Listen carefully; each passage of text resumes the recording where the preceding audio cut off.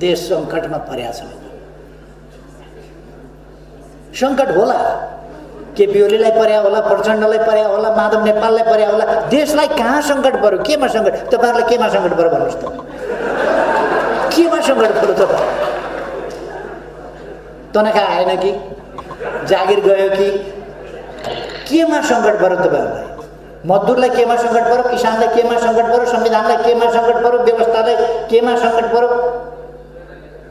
राम्रो नबिजिए पनि सङ्घीय लोकतान्त्रिक गणतन्त्रको रक्षा, अघि मैले भर्खर सुने, सङ्घीय लोकतान्त्रिक गणतन्त्र खतरामा पर्यो भनेर यो बाँचोस् भनेको थियो अरे, खतरामा पर्यो अरे सङ्घीय लोकतान्त्रिक गणतन्त्र। के भएछ? केही बिमारी त सङ्घीय लोकतान्त्रिक गणतन्त्रलाई म देख्दिनँ। कुनै कहीँबाट खतरा आएको त देख्दिनँ। चुनाव भएर सङ्घीय लोकतन्त्रलाई खतरा पर्छ भने त अब 20 महिनापछि त लोकतान्त्रिक गणतन्त्र, सङ्घीय लोकतान्त्रिक गणतन्त्र त खतरामा पर्नै हो नि, चुनाव गर्दा खतरामा पर्छ भने। यो कुरा अलिकति ताल सुरका कुरा गर्नु मान्छ नि। आन्दोलनको टुप्पामा बसेर दुःख कष्ट नगरिकन एक दिन जेल नपरी, एक दिन भूमिगत नगई, वास्तवमा त्यसलाई भूमिगत भन्न सकिँदैन, विदेशका राम्रै प्रबन्धका ठाउँहरूमा बसेर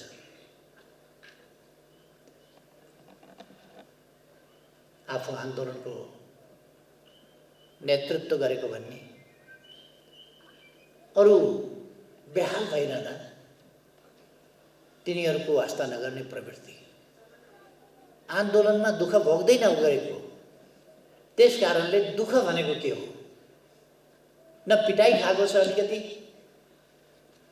कहिले पिटाइ खाएको छैन, कहिले जेल गएको छैन, कहिले नेल हतकडी लगाउनु परेको छैन, कहिले भोकै बस्नु परेको छैन। क्रान्तिकारी कुरा गरेको छ, अरूलाई बहकाएको छ, भड्काएको छ, होमिदिएको छ। त्यस्ता मान्छेहरूले यो पीडा बुझ्दैन। तर हामीले त पीडा भोगेका छौँ। खानै नदिएर 1.5 महिनासम्म तुरुङमा राखेर थुनेर लगातार चुटपिट गर्दा, कुटाइ खाँदा कस्तो हुन्छ हामीले भोगेका छौँ। कोही मान्छे देख्न भेट्न नपाउने गरी 4 वर्षसम्म अँध्यारा कोठाभित्र लगेर थुन्दा कस्तो हुन्छ त्यो हामीले भोगेका छौँ। परिवारबाट बिछोडिएर, आफन्तबाट बिछोडिएर लामो समयसम्म, दशकौँभन्दा लामो 14-15 वर्ष जेल बस्दा कस्तो हुन्छ हामीले भोगेका छौँ। कुटाइ खाँदाको पीडा कस्तो हुन्छ त्यो हामीले भोगेका छौँ। त्यसकारण कुटाइ खाने भनेको पनि एउटा घाइते जस्तै हो। ती पीडाहरू हामीले बुझेकै हुनाले हामीलाई पीडा कस्तो हुन्छ, आँसुको महत्त्व के छ, यातना र दमन कस्तो हुन्छ भन्ने कुरा हामीले भोगेका छौँ। त्यसै कारण तपाईँहरूलाई अलिकति अनौठो पनि लाग्छ होला। निरङ्कुश राजतन्त्र हुँदा, तानाशाही पञ्चायत व्यवस्था हुँदा निरङ्कुश राजतन्त्रका विरुद्ध पनि हामी त्यत्तिकै कडा ढङ्गले आवाज उठाउँथ्यौँ, सङ्घर्ष गर्थ्यौँ, लड्थ्यौँ। राजतन्त्रका विरुद्ध हामीले सङ्घर्षको बिगुल फुकेकै हो। ज्यानको पर्वाह त्यस बेला पनि गरिएन। र माओवादीले जति बेर हिंसात्मक आन्दोलन सञ्चालन गर्यो त्यस बेला पनि यो कहीँ पुगिँदैन। यो भड्काएर युवाहरूलाई आवेशमा ल्याएर अथवा युवाहरूलाई देशप्रति देशभक्ति उनीहरूभित्र जगाएर, परिवर्तनको आकाङ्क्षा जगाएर होमिदिने, उनीहरूको जिन्दगी बर्बाद हुने, उनीहरूको परिवार बर्बाद हुने, उनीहरू मारिने, उनीहरू शहीद हुने, कति अङ्गभङ्ग हुने अनि तिनीहरूका लासमाथि टेकेर आफू चाहिँ माथि जाने मात्रै काम बन्द गर्नु। मैले कडाइका साथ त्यस बेला पनि भनेको थिएँ, यो आन्दोलन कहाँ पुग्छ भन्ने कुरा मैले त्यसै बेला भनेको थिएँ। कुनै पूर्वाग्रह बस भनेको होइन, एकदमै विश्लेषणका साथ भनेको थिएँ मैले। मलाई त्यस बेला पनि नेपाली जनताका बीचको भिडन्त, नेपाली जनता मारामार गरेको र भोलिसम्मका लागि साम्प्रदायिक विद्वेषको बिउ रोपेको, त्यो वास्तवमा हरेक पटक सम्झिँदाखेरि मेरो मन काटिन्थ्यो। यसले कहाँ पुर्याउँछ हामीलाई? तर हामीले त्यसलाई रोक्न सक्यौँ। र आज देशले एउटा नयाँ सङ्घीय लोकतान्त्रिक गणतन्त्र प्राप्त गरेको छ। प्राप्ति त भयो, शहीदको बलिदानबाट प्राप्ति भयो, घाइतेका यो त्यागबाट, पीडाहरूबाट प्राप्त भयो। तर प्राप्त चाहिँ भयो, प्राप्त कसलाई भयो भन्दा जसले बलिदान दिए तिनका परिवारका लागि प्राप्त नहुने, जसले आफू बलिदान भएर आफ्ना आफू अङ्गभङ्ग भएर छेदविच्छेद भएर तिनका लागि केही पनि प्राप्त नहुने, तिनका बा आमाहरू वृद्ध अवस्थामा बेसहारा हुने, तिनका बाल बच्चा बेसहारा हुने, त्यस प्रकारको स्थिति हुनु हुँदैन। नगई वास्तवमा त्यसलाई भूमिगत भन्न सकिँदैन। विदेशका राम्रै प्रबन्धका ठाउँहरूमा बसेर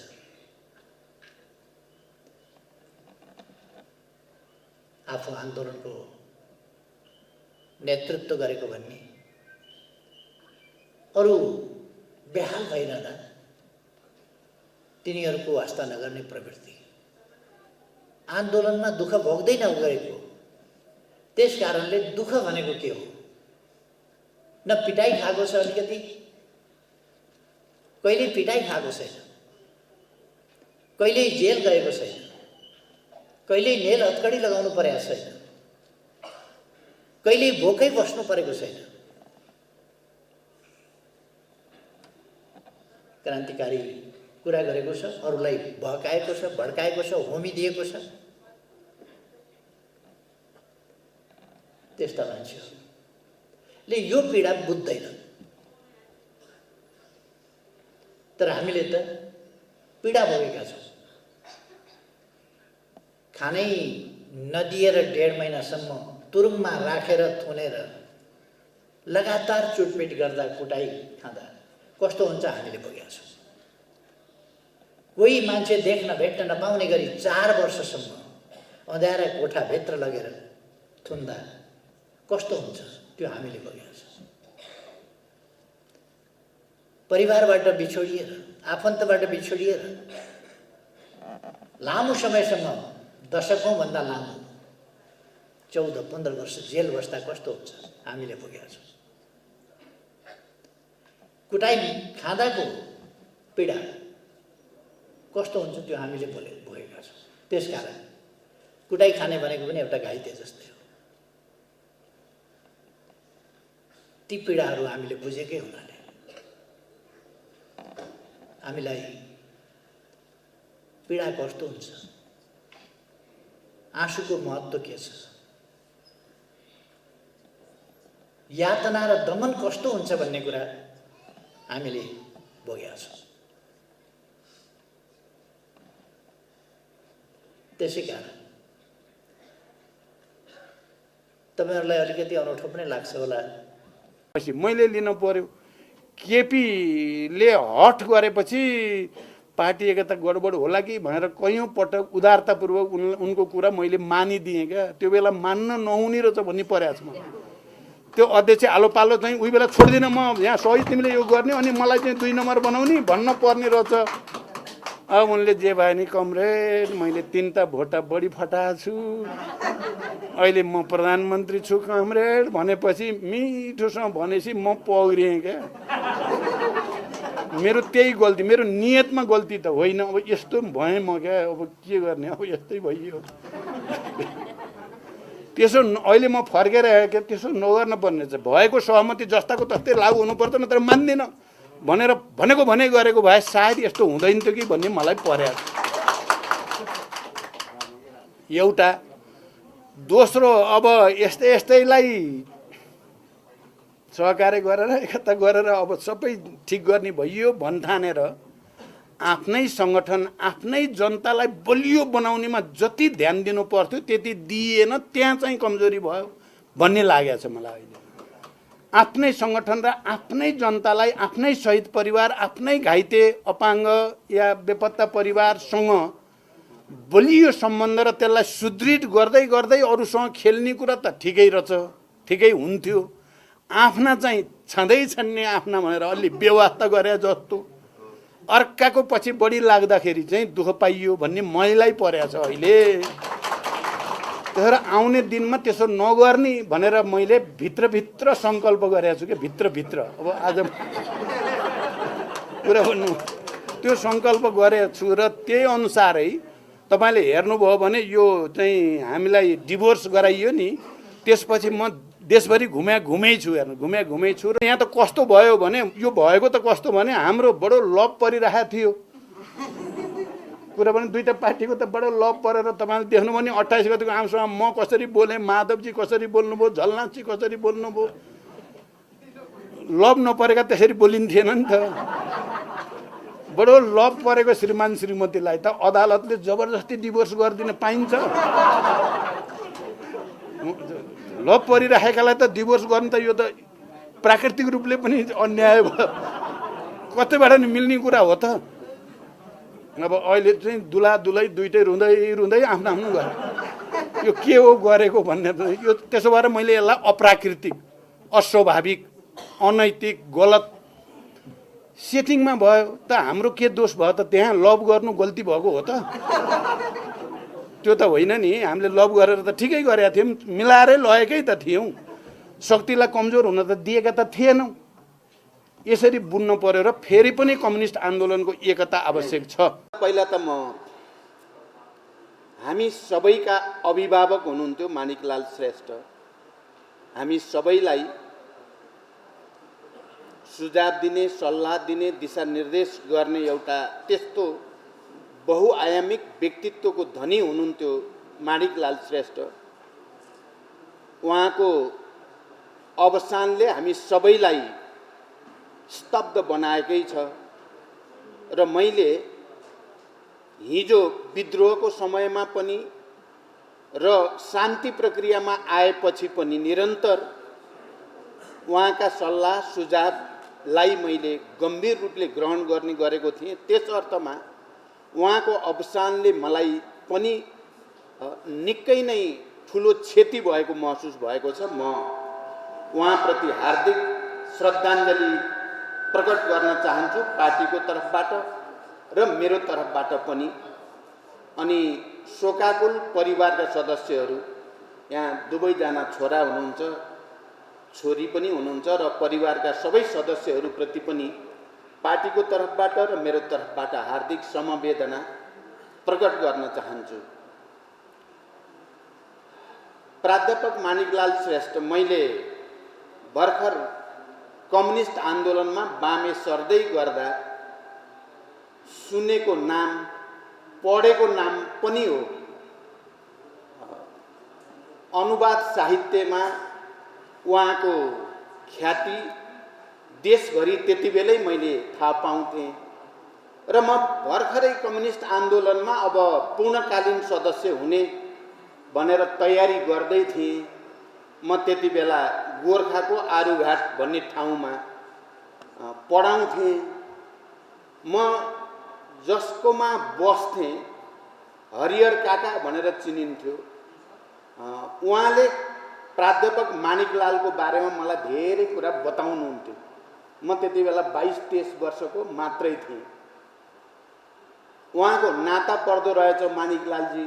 म उहाँकै संरक्षणमा आरुटारमा बसेको थिएँ र प्राय मानिकलालको जीवनको बारेमा, उहाँको विचार र दर्शनको बारेमा मेरो युवा मानसपटलमा गहिरो छाप त्यहाँबाट परेको थियो। त्यसपछि उहाँका अनुवादहरू, समालोचनाहरू अनि बौद्धिक रचनाहरू पढ्ने मलाई गहिरो तिर्खा जस्तो लाग्यो। र अनि उहाँका विचारहरू, किनकि उहाँ आफै दैनिक सक्रिय राजनीतिमा भन्दा बौद्धिक क्रियाकलाप गर्ने कुरामा, विचार निर्माण गर्ने कुरामा, विचार विमर्श गर्ने कुरामा, समालोचना र आलोचना विश्लेषण गर्ने कुरामा उहाँको ध्यान बढी केन्द्रित हुन्थ्यो। यहाँ अघि उहाँको संक्षिप्त जीवनी प्रस्तुत गर्दा पनि यो कुरा यहाँ प्रकट भइ नै सकेको छ। त्यसकारण उहाँको अवसानले,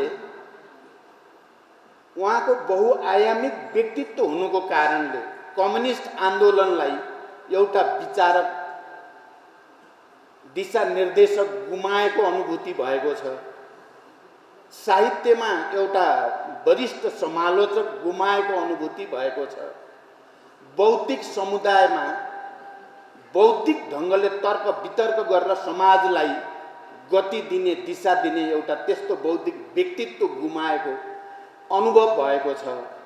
भाषा साहित्यको क्षेत्रमा र यो जातीय उत्पीडन र उनीहरूको अधिकारको विषयमा लड्ने एउटा योद्धा गुमाएको महसुस भएको छ। कमरेड प्राध्यापक मानिकलालको एउटै मात्रै व्यक्तित्व नभएर धेरै व्यक्तित्व हुँदा समाजको सबै वर्ग समुदायले नै ठुलो अभाव महसुस गरेको मैले ठान्दछु। त्यो कम्युनिस्ट आन्दोलन र वामपन्थी आन्दोलनले मात्रै होइन, त्यो जातीय आन्दोलन र भाषिक आन्दोलनमा संलग्नले मात्रै होइन, त्यो साहित्य र समालोचनाको क्षेत्रमा काम गर्ने समुदायले मात्रै होइन, सिङ्गै समाजले नै एउटा ठुलो अभाव, एउटा ठुलो क्षति भएको महसुस गरेको छ। यस्तो व्यक्तित्व सामान्यतः जति बेला चाहे त्यति बेला पैदा हुने कुरा होइन। इतिहासको एउटा विशिष्ट कालखण्डमा, एउटा विशिष्ट परिस्थितिमा त्यस्ता प्रतिभाहरू जन्मने, हुर्कने गर्दछन्। सधैँ र लगातार यस्तो भइराख्छ भन्ने छैन।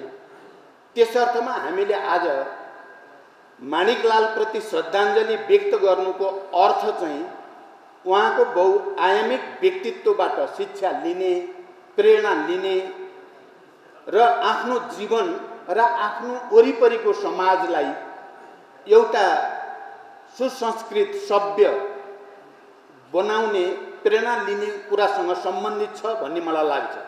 यो सामान्य औपचारिकताको कुरा मात्रै होइन। अरूलाई जस्तै मानिकलाललाई पनि हामी श्रद्धाञ्जली अर्पण गऱ्यौँ, परिवारका सदस्यलाई समवेदना प्रकट गऱ्यौँ भने जस्तो मात्रै यो होइन। अहिले त झन् नेपाली समाजमा कता कता फेरि एकचोटि कम्युनिस्ट आन्दोलन र वामपन्थी आन्दोलनले हासिल गरेका उपलब्धिहरूमाथि प्रहार हुन थालेको बेला छ। यो जातीय, भाषिक र सबै वर्गीय उन्मुक्तितिर अगाडि बढेको लामो सङ्घर्षबाट प्राप्त भएका उपलब्धिहरूमाथि प्रहार हुन लागेको अवस्था छ।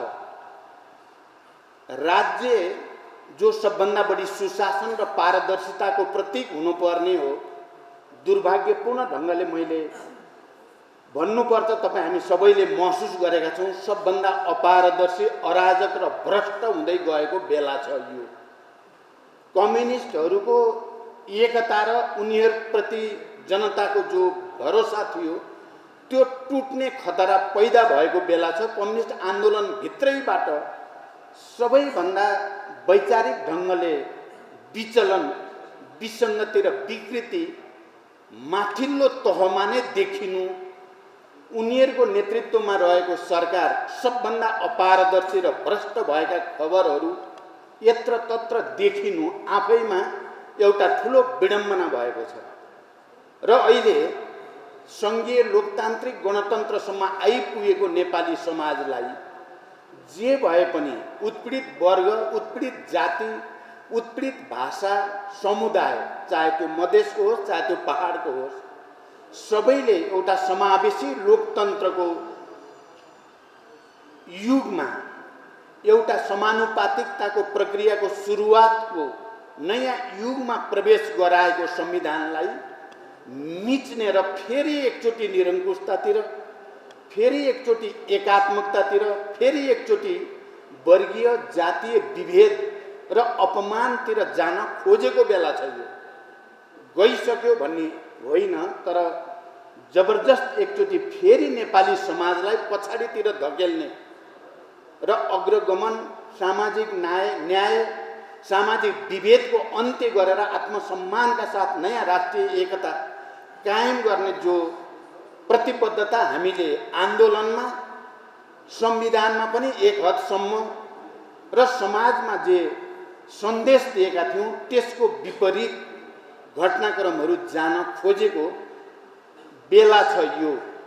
यस्तो बेलामा हामी नेपाली समाजको त्यस्तो व्यक्तित्व जसको व्यक्तित्वले सिँगै सामाजिक न्याय, समानता र आत्मसम्मानको निम्ति जीवन दियो, योगदान दियो, बौद्धिक ढङ्गले कसैले पनि कलङ्क लगाउन नसक्ने, विवादमा तान्नै नसक्ने व्यक्तित्वको रूपमा माणिकलालको व्यक्तित्व थियो।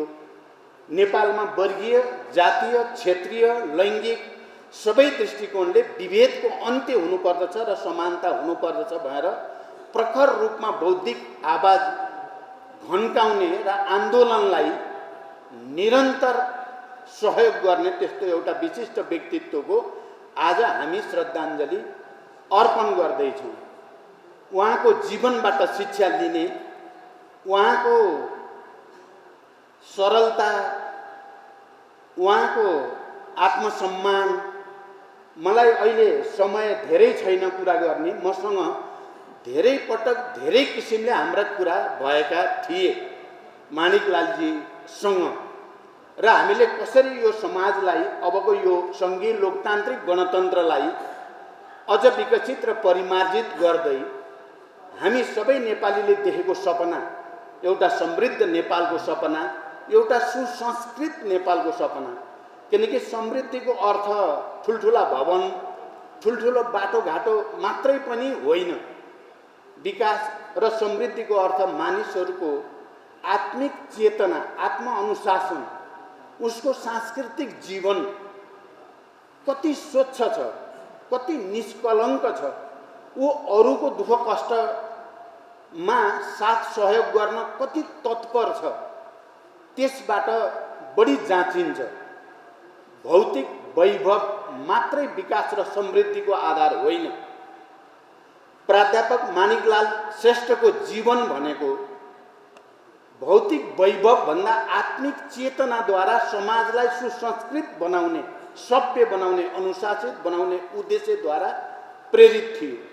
त्यसैले हामी आज उहाँलाई श्रद्धाञ्जली अर्पण गर्दैछौँ भने के हामीले अहिले नेपाली समाज अझ बढी अराजक हुनेतिर जान खोजेको, राज्य आफैले समाजलाई पछाडि धकेल्न खोजेको, प्रतिगमनतिर लान खोजेको, जनताले झन्डै 7 दशकभन्दा बढी समयदेखि लडेर ल्याएका उपलब्धिहरू उल्ट्याउन खोजेको यो परिस्थितिमा हामी श्रद्धाञ्जली अर्पण गर्दैछौँ माणिकलाल श्रेष्ठको, जसको व्यक्तित्व हामी सबैले यहाँ थोरै चर्चा गरि नै सक्यौँ। अलि धेरै नै पहाडभन्दा गरुङ्गो व्यक्तित्व थियो उहाँको। मृत्युको बारेमा भनिन्छ, जन्मेपछि मर्ने कुरा त शाश्वत प्रकृतिको नियम नै हो, तर सबै मृत्युहरू एकै खालका चाहिँ हुँदैनन्। कुनै मृत्युहरू आउने पिँढी र जीवित मान्छेहरूलाई निरन्तर उत्प्रेरणा दिइराख्ने, शक्ति प्रदान गरिराख्ने, स्मरण गरिराख्नु पर्ने मृत्युको रूपमा जान्छन्। कुनै मृत्युहरू सामान्य भएर त्यसको खासै हिसाब नहुने मृत्यु हुन्छन्। माणिकलालको मृत्यु त्यस्तै गरुङ्गो मृत्यु हो, जसले तपाईँ हामी सबैलाई र आउने पिँढीलाई पनि एउटा मान्छेको जीवन कसरी व्यतीत गर्नुपर्दछ र मान्छेले समाजको लागि कस्तो योगदान गर्नुपर्दछ भनेर एउटा पथ प्रदर्शन गरिराख्ने जीवन, दिशानिर्देश गरिराख्ने जीवनको रूपमा छ माणिकलालको जीवन भन्ने मेरो विश्वास छ।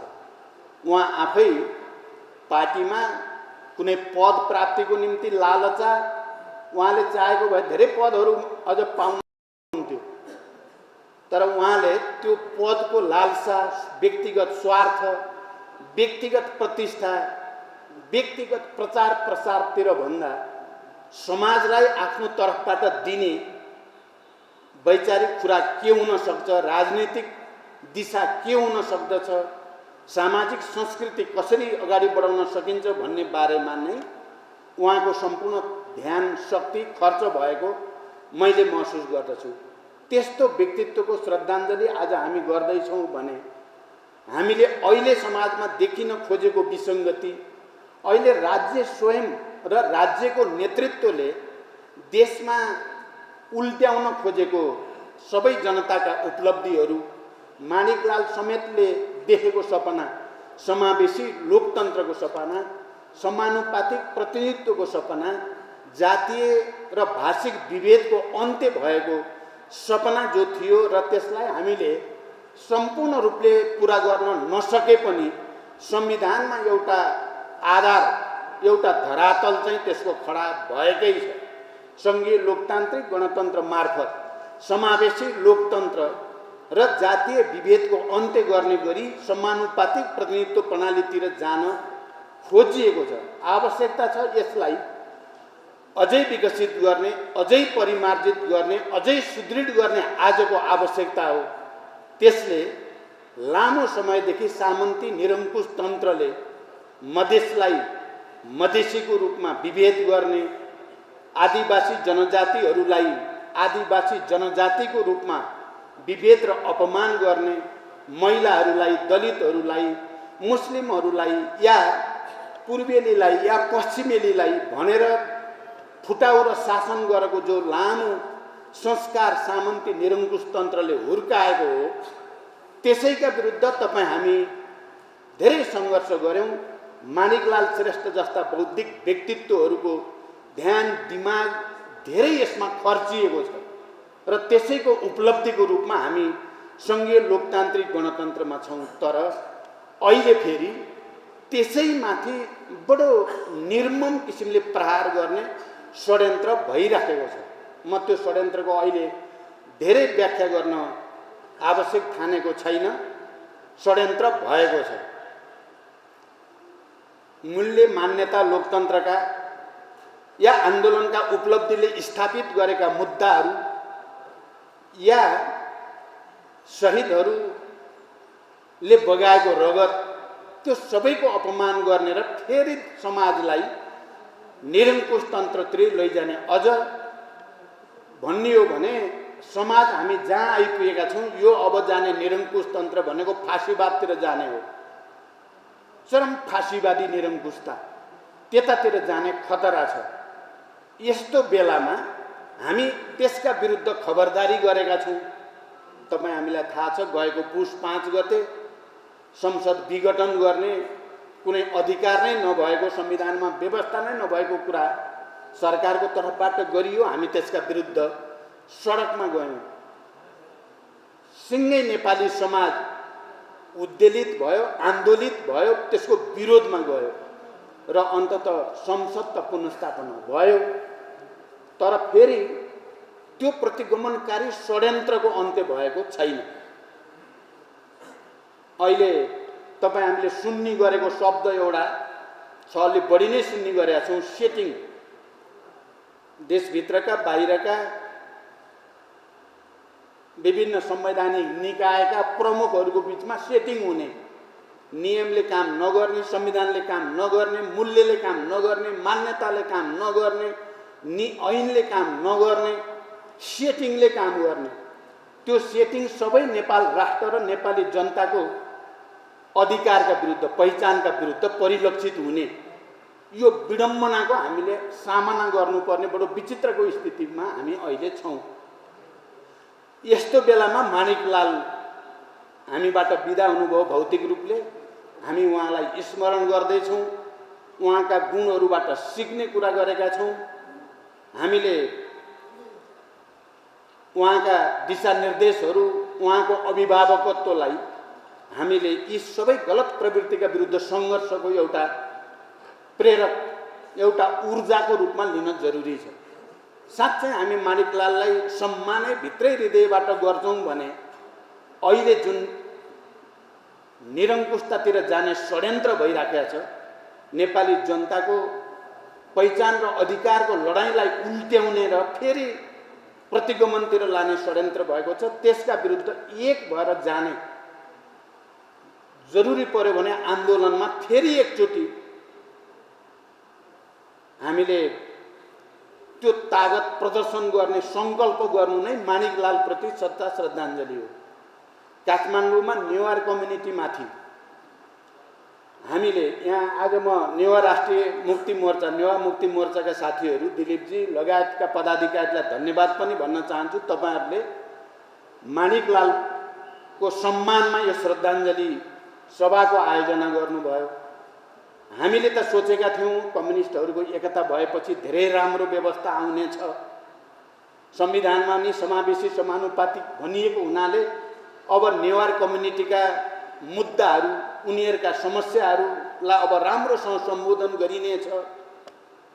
चाहे गुठी विधेयकसँग सम्बन्धित कुरा होस्, त्यसमा नेवार कम्युनिटीका प्रतिनिधि संस्थाहरूको राय सुझाव लिइनेछ, उहाँहरूको अनुसार हुनेछ भन्न ठानेका थियौँ। उल्टो भयो।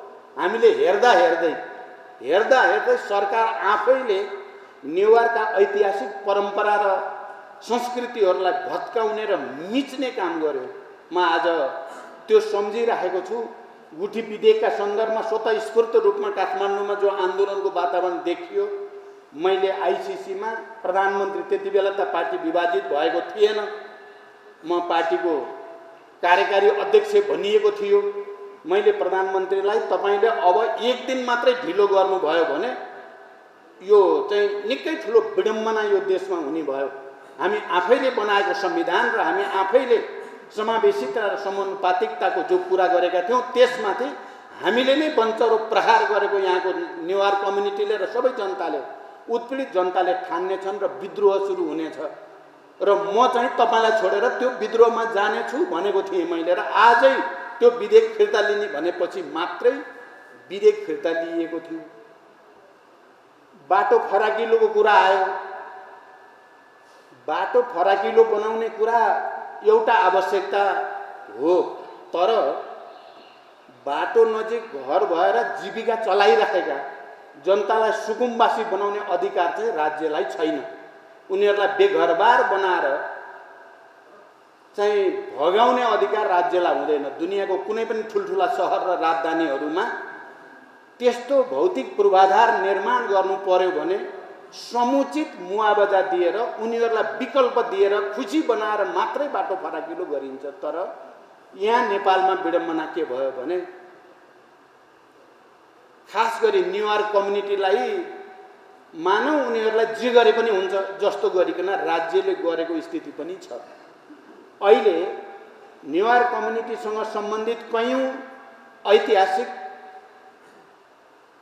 सांस्कृतिक वैभवहरू, संरचनाहरूलाई विकासको नाममा सजिलै मिचिदिने वा जनताले चाहिँ भोगिरहेका कुराहरूलाई सजिलै त्यसमाथि प्रहार गर्ने प्रवृत्ति बढ्दो छ। तपाईँहरूले हेर्दा कम्युनिस्ट पार्टी फुट्यो, प्रचण्ड र केपी झगडा गरे भन्ने मात्रै देखिन्छ होला, तर यो भित्र अन्तर्निहित वैचारिक विवाद हेर्नुभयो भने एउटाले सामन्त र निरङ्कुश तन्त्रको फाँसीवादको बाटो लिएको छ, एउटाले जनताको अधिकारको र पहिचानको बाटो लिएको छ। बाटोमा कहीँ कतै मेलै देखिएन, त्यहाँ भेटै भएन र यो परिस्थिति बनेको छ। यस्तो परिस्थितिमा तपाईँ हामी सबैले एकचोटि फेरि समावेशिता र समानुपातिकताको लागि, संविधान संशोधन र परिमार्जनको लागि, सबै उत्पीडित वर्ग समुदायको प्राप्त अधिकारको रक्षा र थप अधिकार प्राप्तिको लडाइँमा एकजुट हुने सङ्कल्प गऱ्यौँ साँच्चै भित्रैबाट भने माणिकलालप्रति श्रद्धाञ्जली गरेको सार्थकता हुन्छ।